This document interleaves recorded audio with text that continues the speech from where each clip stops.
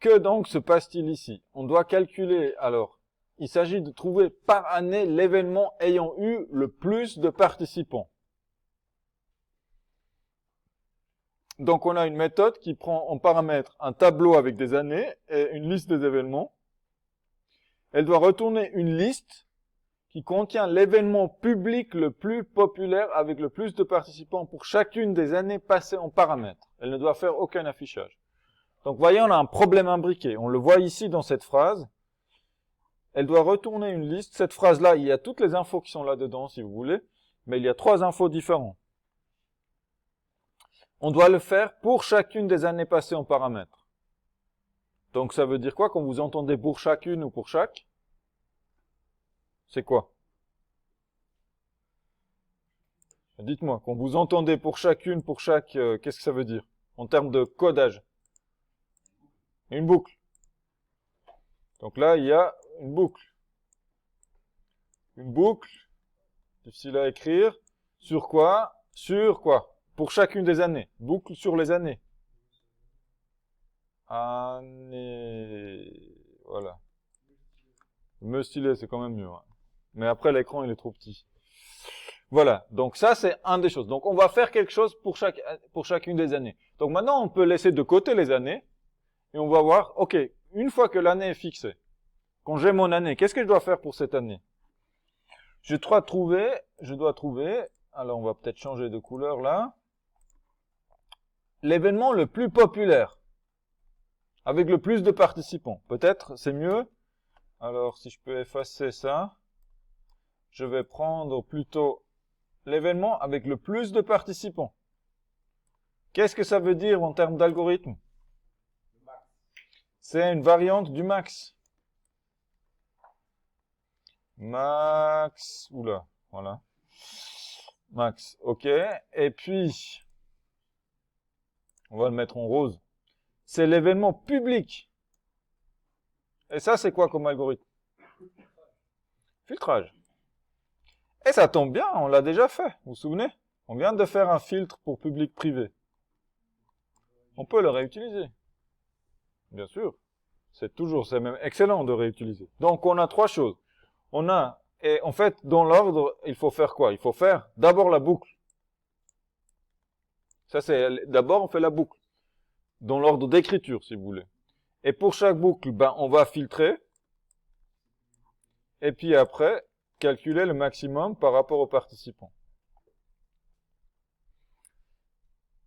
Donc, faisons ça. C'est parti.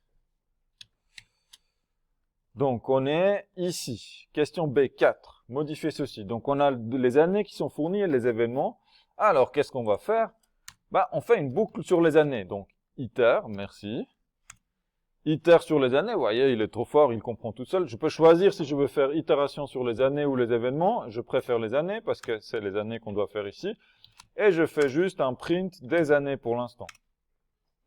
Parce que j'ai envie de déboguer. Déjà, est-ce que ça marche? Juste ça. Rien n'est trop simple pour être testé. Par contre, là, ils nous disent, c'est pas appelé, donc il se passe rien, c'est parce qu'ici, rien n'est appelé. Donc, on va afficher ici, on va appeler événement le plus populaire, on doit passer les années en paramètres, donc année et événement. Vous voyez, j'ai cru que ça marchait déjà, mais ça marchait pas. Alors que c'était tout simple. Donc, ça vaut la peine. Rien n'est trop simple pour être testé en informatique. 2019, 2020, 2021, ça joue. D'ici là, on est bon et on a déjà une partie des points dans la grille d'évaluation. Vous voyez, il y aura certainement un critère boucle sur les années.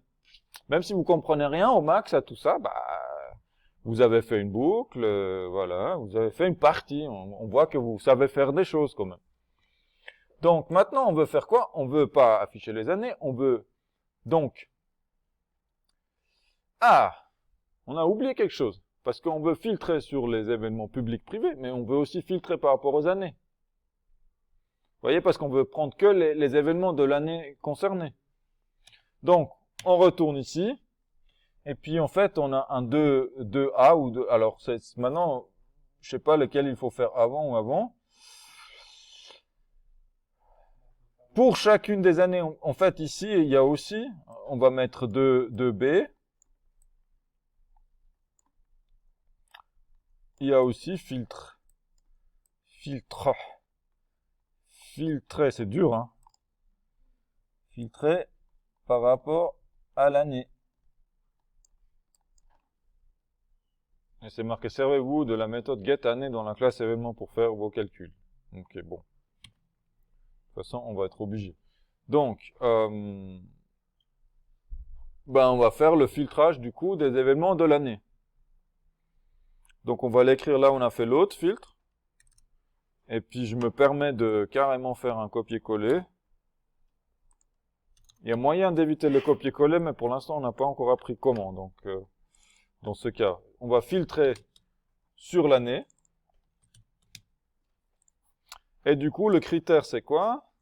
Le critère c'est que l'année est égale à l'année en paramètre. Est-ce qu'ici, je dois mettre égal égal ou point equals? Égal égal, oui. Quand est-ce que je dois mettre point equals? Quand c'est du texte ou un autre type d'objet. Pour local date aussi, vous devez faire point equals. Mais quand c'est écrit, le type est écrit en minuscule, vous pouvez faire égal égal. Donc là, on a filtré sur les années. On va voir si ça marche. On va afficher, donc... Bon, l'année, on peut laisser. Pour l'instant, les affichages, vous voyez, dans l'énoncé, c'était marqué aucun affichage dans cette question-là, mais pour l'instant, je m'en préoccupe pas, parce que je veux juste savoir si ça marche. Mise en forme, c'est le dernier truc. Si vous savez rien faire d'autre, faites la mise en forme. Peut-être vous gagnez un point. Ça peut peut-être faire basculer la note, mais a priori, c'est plutôt à faire en dernier.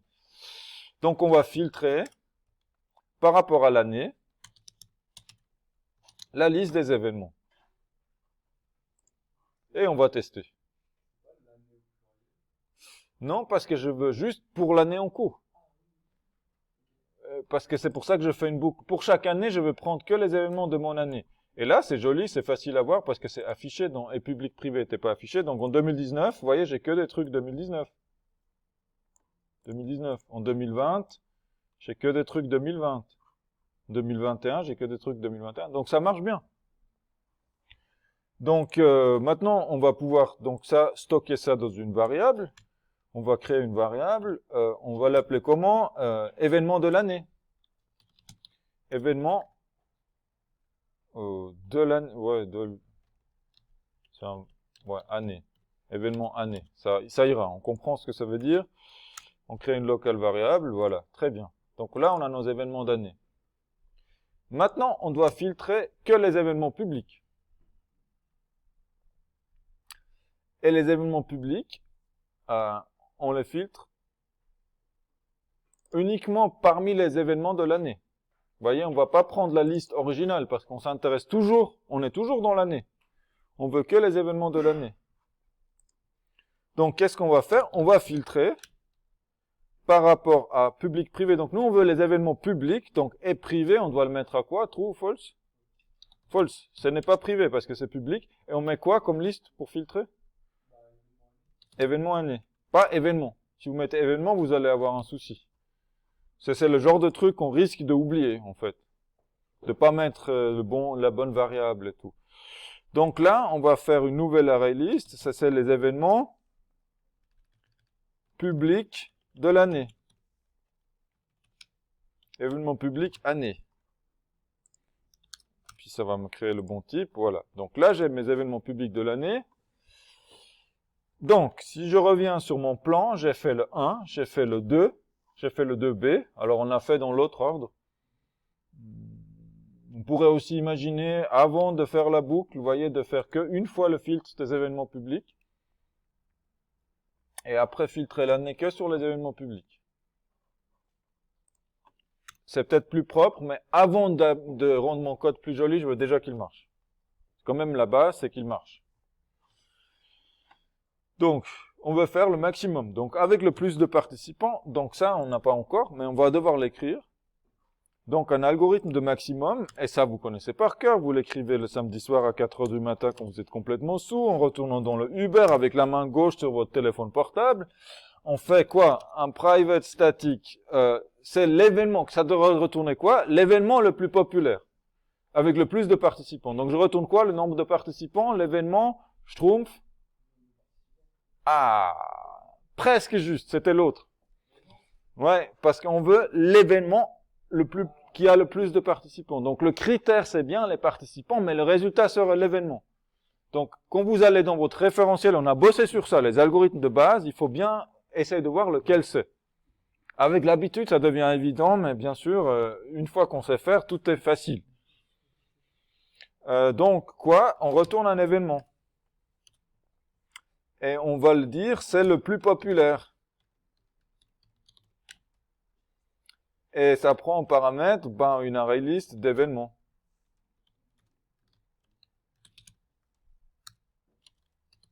Et je l'appelle juste événement, j'ai pas besoin de l'appeler événement, année, machin, parce que cet algorithme-là, c'est le même, c'est l'algorithme max de base. C'est juste, en fonction, je vais lui mettre la bonne liste, et du coup, il me donne le bon événement. Mais si je lui mets tous les événements, vous voyez, si je lui mettrai tous les événements, il va me trouver l'événement le plus populaire parmi tous. Et donc là, l'élément maximum, donc, il y a différentes façons de faire. Vous avez choisi quoi? On initialise avec le minimum? Vous avez fait comment? Comment on fait l'algorithme de maximum? Non? C'est pas encore stade 4 heures du matin et tout ça. Ok, on va dire participant max, on l'initialise à la plus petite valeur possible. Participant. Alors, c'est quoi la plus petite valeur pour le double? C'est une constante. Elle est où? Ça s'appelle comment?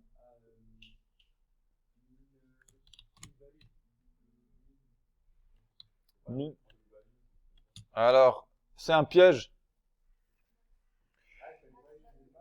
Pour les integers, c'est min value, et max value. Pour les doubles, faut le savoir, ça. Hein. Ça, vous pouvez pas le deviner en épreuve. C'est negative infinity. Donc ça, normalement, je vous ai mis dans le référentiel, vous devriez l'avoir.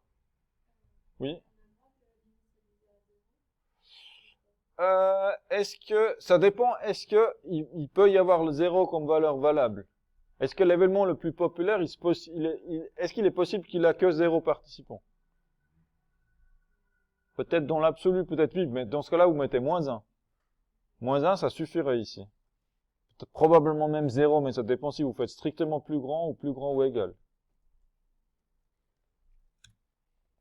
Mais ça marche à tous les coups. Quand c'est un double, il faut juste, ça c'est du par cœur, vous voyez, si c'est du double, vous l'avez dans votre base de référentiel, voilà. Ça s'appelle comme ça, on peut pas le deviner ça. Faut le savoir. Mais le concept, c'est de mettre une valeur qui est plus petite que tout ce qu'on peut rencontrer après. Donc, forcément, le premier qu'on aura. Donc là, on va faire iter, parce qu'effectivement, iter, c'est beaucoup mieux que le for. Iter sur les événements, ça me va très bien comme c'est. Et donc, on fait quoi pour calculer le maximum?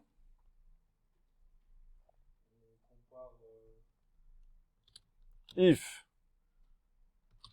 Si les participants de l'événement, alors on n'a encore pas créé le getter, on va aller devoir créer le getter. Get participant, alt insert, getter pour participant, tac, voilà. Si get participant est plus grand ou égal à participant max, participant max devient événement get participant. À la fin, je veux retourner quoi?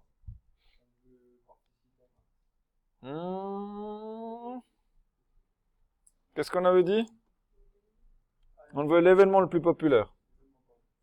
Donc, problème, c'est que là, si j'écris événement genre, je voudrais pouvoir écrire événement max, par exemple. Simplement, il est où mon événement max?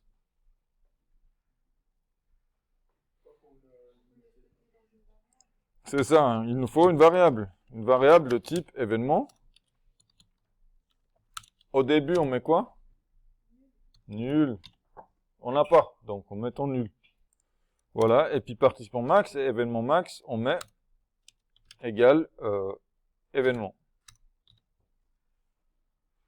Ça, c'est de l'adaptation, vous voyez. Donc, bon, on va tester d'abord. Avant de vous dire, voilà, c'est super, je vais quand même voir si ça marche, ce que j'ai fait. Donc, il va faire quoi? Du coup, il va faire... maintenant, il va faire le max. Donc, le max sur quoi? Donc, on va calculer...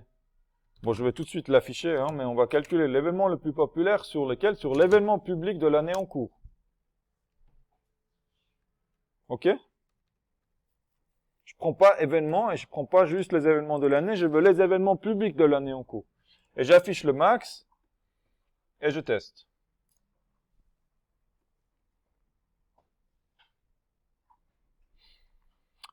Donc, hackathon. Alors, je vais essayer d'afficher ça côte à côte. Donc, en 2019, c'est hackathon.ch le 4 mars. En 2020, c'est Beaches Now. En 2021, c'est Adatown. C'est les bons résultats. Mais j'ai toujours pas fini. J'ai toujours pas fini. Pourquoi j'ai pas fini? Parce qu'ici, je dois retourner la release avec des événements qui correspondent à ces années, et là, je retourne nul. Donc, je veux retourner une array list, donc je vais l'appeler, ça c'est les événements populaires. Simplement, ça n'existe pas, donc je vais créer une variable locale, événement populaire. Au début, la liste est vide, donc là, on n'est pas vraiment dans un algorithme de base, on est juste dans la logique générale, la logique de programmation générale, et le résultat, en fait, on va pas l'afficher, on va l'ajouter à ma liste. Événement populaire, on va ajouter le plus populaire pour l'année en cours, et puis on va supprimer l'affichage ici. Et puis dans le main, qu'est-ce qui se passe? En fait, dans le main, on affiche ce truc, et puis on va l'afficher quand même pour voir le résultat. Comment? Ah. On lance ça.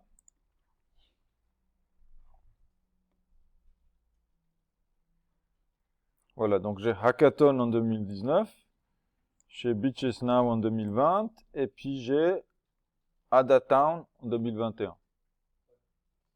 Donc c'est les bonnes valeurs. Ce qui n'est pas encore OK, c'est l'affichage. Je veux afficher ça. Sortie attendue. Bon, je copie l'entête et une ligne. Copier. Et où est-ce qu'il faut faire? L'affichage, donc, c'est marqué là, doit être fait depuis la méthode main, ou mieux, une autre méthode que vous créerez. Donc, nous, on va faire le mieux, on va créer une autre méthode. On va dire, on va appeler ça afficher événement populaire.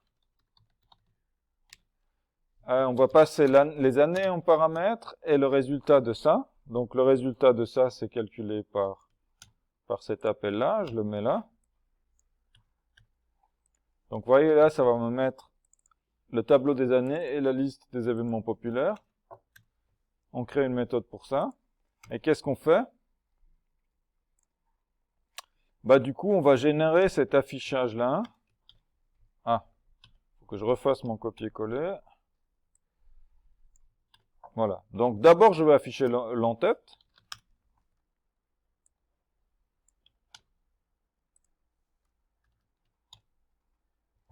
Voilà. Et puis ensuite, je fais une boucle dans laquelle j'affiche ça à chaque fois. Et j'ai deux choses séparées. Donc, comment je parcours deux listes en parallèle? Comment on fait ça? Comment on faisait ça en Python? J'ai un tableau d'années et j'ai une liste d'événements populaires. Donc, le iter, ça va pas marcher. Parce que, vous voyez, le premier élément du tableau d'années correspond au premier élément de la liste des événements. Le deuxième élément correspond au deuxième élément, le troisième au troisième. Pardon? Ouais, c'est des tableaux en parallèle comme ça. C'est ça. Avec un for i, ça c'est l'indice. Je prends n'importe lequel parce que ça devrait correspondre. Donc je prends la année length. Voilà. Et puis qu'est-ce que j'affiche? Donc je fais un un string format, c'est mon meilleur pote, aujourd'hui en tout cas.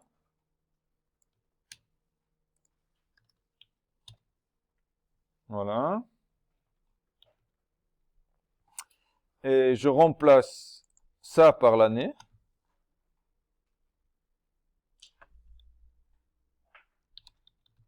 Année. Et puis, tout ça, c'est l'événement en fait. C'est le toString de l'événement.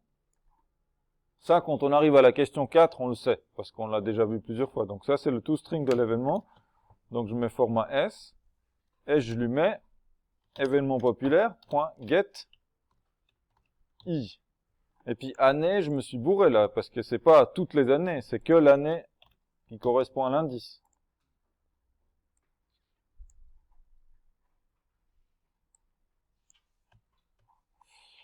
Et puis on relance.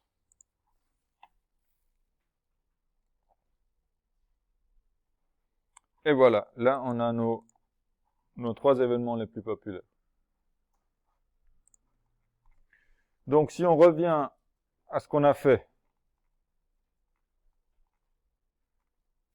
la difficulté ici était qu'il y avait beaucoup de composants dans l'algorithme. Donc c'était la décomposition et la recomposition, c'est-à-dire il faut déjà identifier les étapes différentes, après les assembler correctement.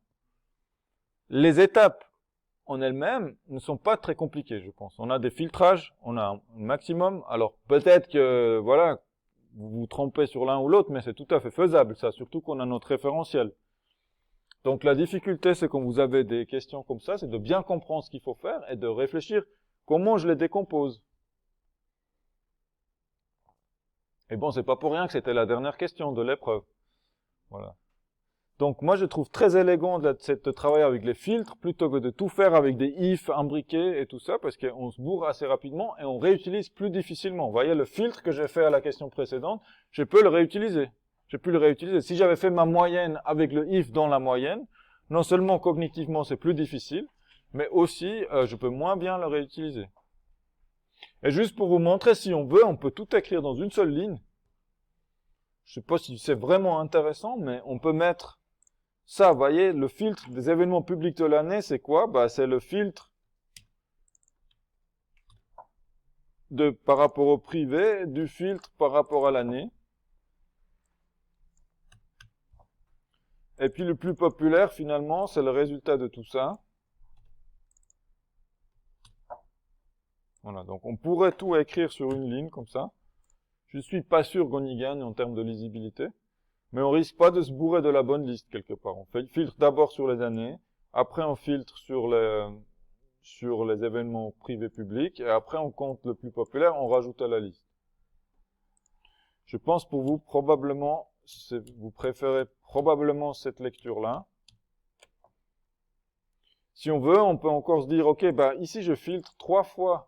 Pour chaque boucle, je dois filtrer sur les événements publics. Mais en fait, à la base, je m'intéresse que aux événements publics de toute manière.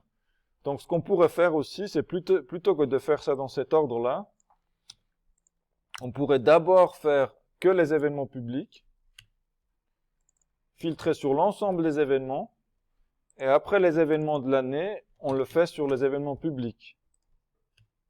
Et là, on gagne un peu en termes de performance, on gagne un petit peu. Parce qu'on fait qu'une fois le filtre sur les événements publics. Mais c'est comment dire, c'est des détails. C'est vraiment des détails. Voilà pour cette question. Est-ce que vous avez des questions?